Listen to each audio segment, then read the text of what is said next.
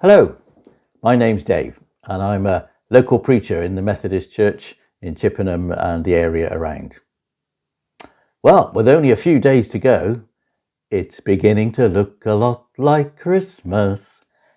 Well, to be honest, it's been beginning to look a lot like Christmas in many high streets, homes and gardens for a very long time. In fact, I've noticed more than ever this year something of a debate over questions like when's it okay to put up your Christmas tree, and what's the earliest I should decorate my house with lights for Christmas. Someone answered by saying that as soon as they took down their Halloween decorations, so I suppose around the 1st of November, they carried straight on and put up their Christmas tree and Christmas decorations. Various others have joined in by saying things like they've done all their Christmas shopping, got everything wrapped and cards written and addressed, ready for posting, all before the end of November.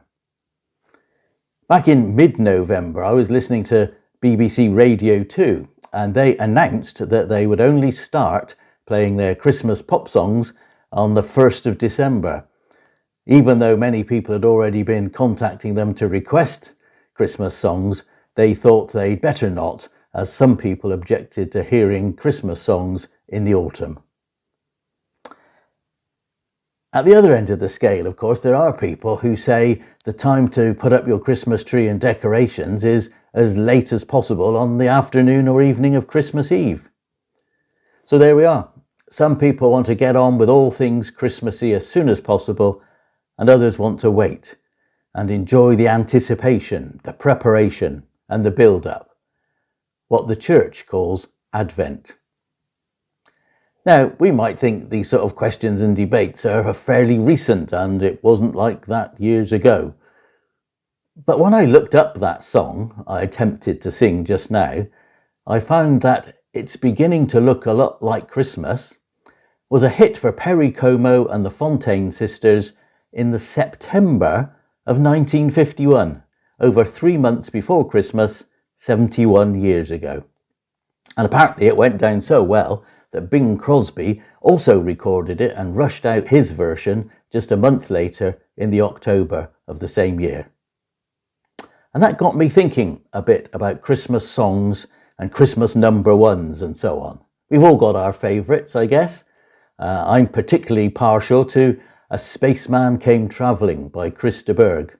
Don't really know why, probably because when I was a primary school teacher, my class sang it once as their contribution to our Christmas concert at school. Some people just love Slade's Merry Christmas Everybody, raucous and rocking as it is, recorded incidentally in a sweltering July, while others just can't stand it. Some of the most popular Christmas songs tell or refer to the nativity story of Jesus' birth at that first Christmas. The song Mary's Boy Child about Jesus has been a Christmas number one twice, in 1957, that was Harry Belafonte's version, and again in 1978 when Boney M gave it their disco take. When a Child is Born by Johnny Mathis and some of Sir Cliff Richard's Christmas number ones like Saviour's Day also refer to the original reason, meaning and hope of our Christmas celebrations about the birth of Jesus. But others don't, of course. It's generally agreed that the most popular, most played Christmas pop song of all time is Mariah Carey's All I Want for Christmas Is You, which is definitely not a nativity type song. But of course, this year we could ask, what sort of Christmas is it beginning to look a lot like?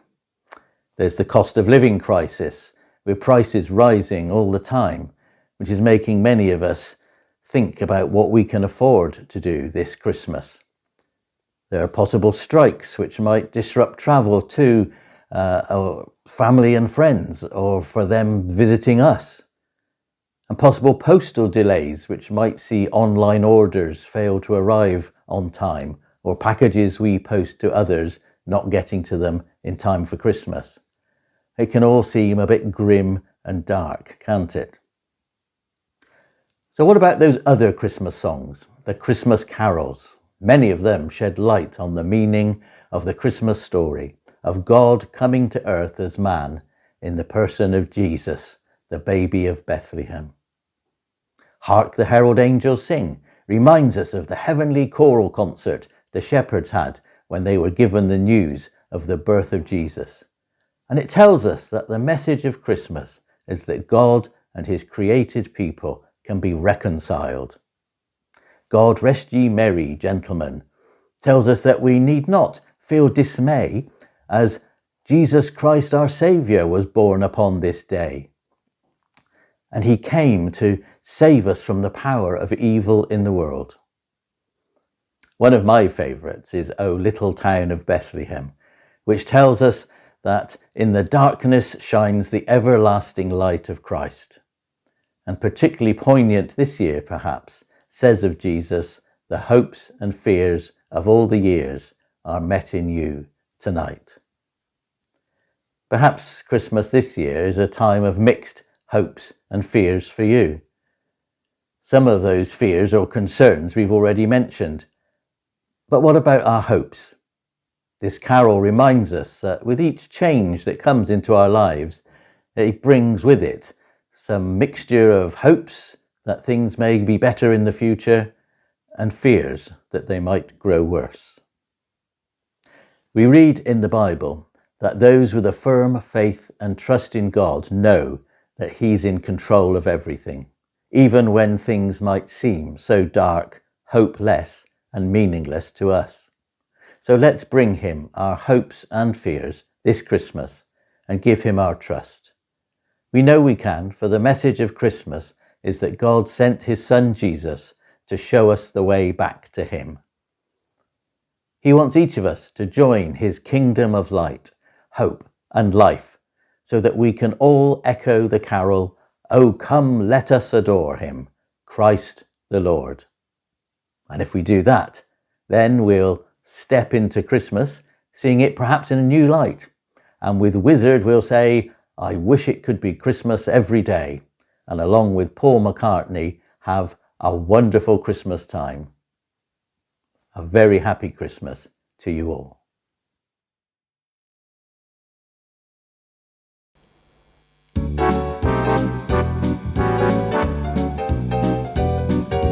Joy to the world, the Lord has come.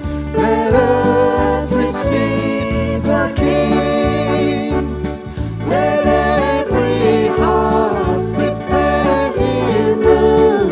And heaven and nature sing, and heaven and nature sing, and heaven and nature sing. Joy to the earth, the Saviour reigns. Your sweetest songs